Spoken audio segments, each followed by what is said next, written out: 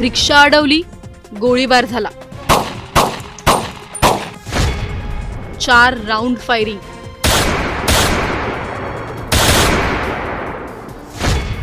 आणि गणेश काळेच्या हत्येचा थरारक घटनाक्रम। आंदेकर विरुद्ध कोमकर, पुण्यातील सर्वात जास्त गाजलेलं गँगवॉर। पण गणेश काळेचा या प्रकरणाशी नेमका संबंध काय? आंदेकर आणि कोमकर यांच्या गँगवॉरचे धागेदोरे गणेश काळेच्या मृत्यूशी का जोडले जात आहेत? गणेश काळे नेमका कोण होता आणि त्याची निर्घृण हत्या कधी, कशी आणि कोणी केली हे सर्व या व्हिडिओमधून जाणून घेणार आहोत। त्यामुळे हा व्हिडिओ शेवटपर्यंत नक्की पहा आणि टाइम्स नाऊ मराठीच्या सर्व माध्यमांना सबस्क्राइब आणि फॉलो करायला विसरू नका। गणेश काळे याची हत्या अत्यंत फिल्मी स्टाईलने आणि थरारकरित्या झाली आहे। शनिवार 1 नोव्हेंबरचा दिवस दुपारी 3 वाजताच्या सुमारे पुण्यातील खडी मशीन चौकातून सासवडकडे एक रिक्षा चालली होती। पुढे काही वेळावर ती रिक्षा पेट्रोल पंपावर येऊन थांबली आणि तिलाच समांतर अंतरावर बाईक देखील थांबली। लगेचच रिक्षा चालवणाऱ्या गणेश काळेवर गोळ्या झाडण्यात आल्या। 4 राऊंड फायर करण्यात आले। गोळ्या झाडून देखील जमिनीवर पडलेल्या गणेशवर कोयत्याने वार करण्यात आले। त्याच्या डोक्यावर आणि चेहऱ्यावर सपासप वार केले आणि हा तोच पॅटर्न आहे जो वनराज आंदेकरांच्या मृत्यूचा होता, अशा अनेक चर्चा आहेत। हो, वनराज आंदेकर। तुम्हाला आठवत असेल तर 1 वर्षापूर्वी वनराज आंदेकरांचा 1 सप्टेंबर 2024 ला नाना पेठेत खून करण्यात आला होता आणि त्यांचा खून केला होता तो म्हणजे सोमनाथ गायकवाड उर्फ सोमा गायकवाड याने आणि त्याच्याच सोबत त्या टोळीतला समीर काळे देखील होता। या दोघांनी मिळून वनराज यांचा खून केला होता आणि त्याच्या खुनासाठी मध्य प्रदेशातून पिस्तूल मागवली होती। वनराज आंदेकरांच्या हत्यांसाठी पिस्तूल पुरवण्याचा आरोप हा समीर काळेवर आहे आणि तो सध्या जेलमध्ये आहे। आणि याच समीर काळेचा सख्खा भाऊ म्हणजे गणेश काळे। गणेश काळे याची हत्या देखील याच बदल्यातून झाली आहे। आता जाणून घेऊयात हत्येत स्वतःचा जीव गमावलेला गणेश काळे नेमका कोण होता। गणेश काळे आणि त्याचं कुटुंब हे येवलेवाडीत राहतं। तो रिक्षा चालवायचा आणि त्याच्यावर एक गुन्हा देखील दाखल होता। गणेश काळे याच्या मृत्यू प्रकरणात अमन शेख, अरबाज पटेल, मयूर वाघमारे अशी अटक झालेल्या आरोपींची नावं आहेत। त्यांच्यासह बंडू उर्फ सूर्यकांत आंदेकर, कृष्णा उर्फ कृष्णराज आंदेकर, स्वराज वाडेकर, आमिर खान यांच्या विरोधात गुन्हा दाखल करण्यात आला असून 2 अल्पवयीन मुलांना देखील ताब्यात घेण्यात आलंय। पण या गणेश काळेच्या हत्येचं जे मास्टर प्लॅनिंग झालं ते ससूनमध्ये झालं असल्याच्या बऱ्याच चर्चा आहेत। आरोपी आतून कशी सूत्र हलवतात आणि पोलिसांचा निष्काळजीपणा कसा भोवतो त्याचं उदाहरण म्हणजे गणेशची हत्या। गणेश काळेच्या हत्येच्या काही दिवसांपूर्वी कृष्णा आंदेकरला वैद्यकीय तपासणीसाठी पुण्यातील ससून रुग्णालयात आणण्यात आलं। त्या वैद्यकीय तपासणी दरम्यान गणेश काळेच्या हत्या प्रकरणातील आरोपींनी ससूनमध्ये जाऊन कृष्णा आंदेकरची भेट घेतल्याची माहिती आहे। सोबतच बंडू आंदेकर, त्याचा मुलगा आणि नातू स्वराज वाडेकर यांच्या सांगण्यावरून अमन शेख आणि अरबाज पटेल यांनी 2 अल्पवयीन मुलांच्या मदतीने गणेश काळेवर गोळ्या झाडून कोयत्याने वार करून खून केल्याचे पोलिसांच्या तपासात निष्पन्न झालंय। म्हणजे आरोपीला वैद्यकीय तपासणीसाठी आणलं जातं आणि ती तपासणी झाली की त्याला पुन्हा कारागृहात घेऊन जातात। मधल्या संपूर्ण वेळेत त्यांच्या सोबत एक पोलीस अधिकारी असतोच। मग हे जे प्लॅनिंग झालं हे पोलिसांना माहित होतं का? पोलीस तिथे असताना आरोपी तिथे कसे काय हत्येचा कट रचू शकतात? या सगळ्या गँगवॉरमध्ये पोलीसच शामिल आहेत का? त्यांच्यात काय चर्चा झाली ही पोलिसांना माहित नव्हती का? प्लॅन करण्यासाठीच कृष्णा आंदेकर ससूनमध्ये आला होता की खरंच काही मेडिकल कंडिशन होती? आता अशा गुन्हेगारीच्या बाबतीत जर का पोलीसच सतर्क नसतील तर दिवसाढवळ्या असे गुन्हे घडणारच। गणेश काळेवर गोळ्या जवळून झाडण्यात आल्या आणि तिथून आरोपी पसार देखील झाले। हा खून रात्री नाही तर भर दुपारी रहदारीच्या वेळी आणि 4 चौकात झाला। म्हणजे आरोपींमध्ये कायद्याचा आणि पोलिसांचा किती धाक असेल हे यावरूनच कळतं। खून, अपहरण आणि पुण्यातील वाढती गुन्हेगारी। पुण्यात गँगवॉर सुरू आहे तरी पोलीस प्रशासन मात्र गप्प आहे। पुण्यात पोलीस प्रशासन आणि त्यांचे कायदे हे पुण्यातील गुन्हेगारांनीच धाब्यावर बसवले आहेत। गुन्हेगारांमध्ये किंवा सामान्य नागरिकांमध्ये काही गुन्हा करण्याआधी पोलीस प्रशासनाचा धाक नसेल तर समाजातले गुन्हे कसे थांबणार? सध्याच्या पार्श्वभूमीत तरी पुणे पोलिसांची वर्दी आता सामान्य नागरिकांना ट्रस्टवर्दी वाटते का, यावरच शंका आहे. Bureau report, Times Now Marathi.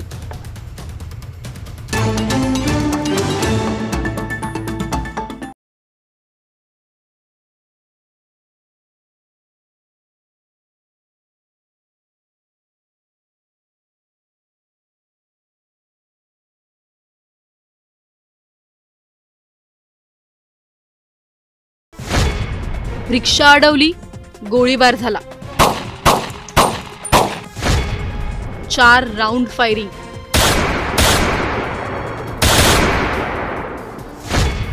आणि गणेश काळेच्या हत्येचा थरारक घटनाक्रम.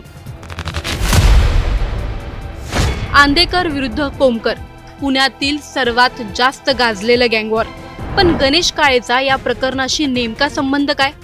आंदेकर आणि कोमकर यांच्या गँगवॉरचे धागेदोरे गणेश काळेच्या मृत्यूशी का जोडले जात आहेत?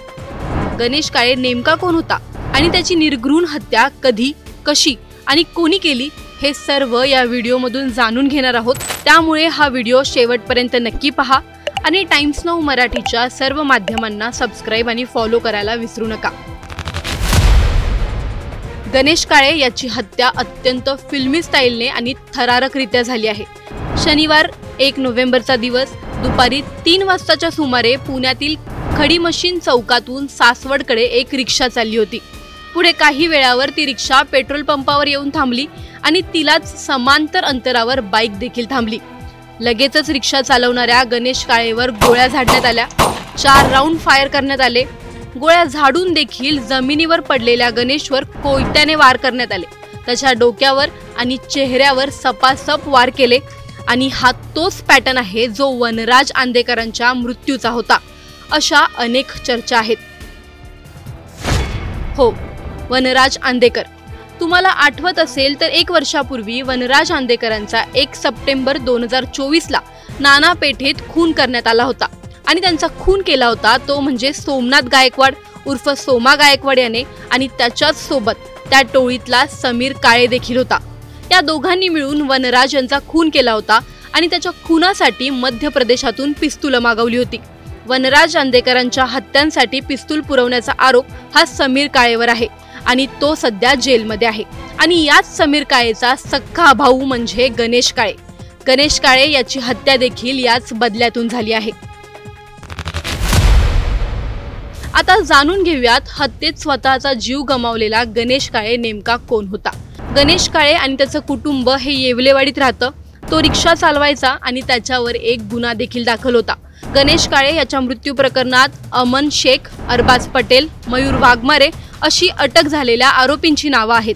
त्यांच्यासह बंडू उर्फ सूर्यकांत आंदेकर, कृष्णा उर्फ कृष्णराज आंदेकर, स्वराज वाडेकर, आमिर खान यांच्या विरोधात गुन्हा दाखल करण्यात आला असून 2 अल्पवयीन मुलांना देखील ताब्यात घेण्यात आलंय. पण या गणेश काळेच्या हत्येचं जे मास्टर प्लॅनिंग झालं ते ससूनमध्ये झालं असल्याच्या बऱ्याच चर्चा आहेत.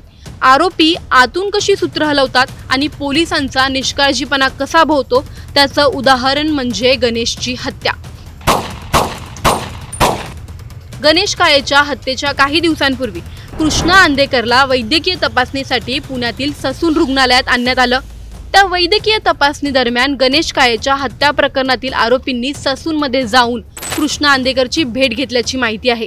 सोबतच बंडू आंदेकर, त्याचा मुलगा आणि नातू स्वराज वाडेकर यांच्या सांगण्यावरून अमन शेख आणि अरबाज पटेल यांनी 2 अल्पवयीन मुलांच्या मदतीने गणेश काळेवर गोळ्या झाडून कोयत्याने वार करून खून केल्याचे पोलिसांच्या तपासात निष्पन्न झाले. म्हणजे आरोपीला वैद्यकीय तपासणीसाठी आणलं जातं आणि ती तपासणी झाली की त्याला पुन्हा कारागृहात घेऊन जातात.